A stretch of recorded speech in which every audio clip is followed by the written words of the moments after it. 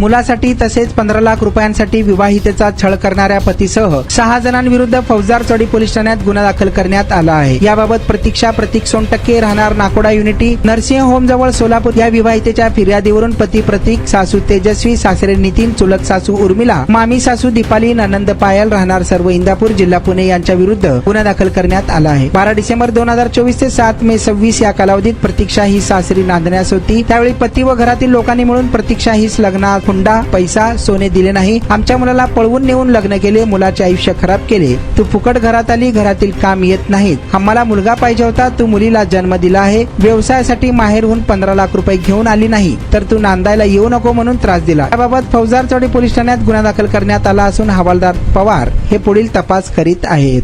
हे आहे दक्षिण सोलापूर तालुक्यातील वळसंग। इतिहासाची समृद्ध परंपरा आणि उज्ज्वल भविष्याची नवी दिशा, प्रगतशील आणि वेगाने विकसित होणारे गाव वळसंग।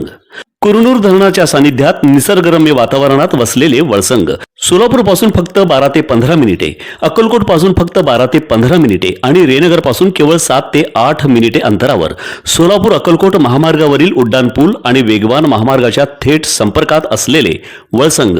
महामार्गावरून थेट वळसंगला सोलापूर अक्कलकोट गुलबर्गा महामार्ग, मोहोळ मंद्रुप वळसंग रिंग रूट, मुंबई पुणे हैदराबाद महामार्ग आणि सुरत चेन्नई ग्रीनफील्ड एक्सप्रेस अशा एकापेक्षा जास्त महामार्गाने वेढलेले गाव म्हणजे आपलं वळसंग।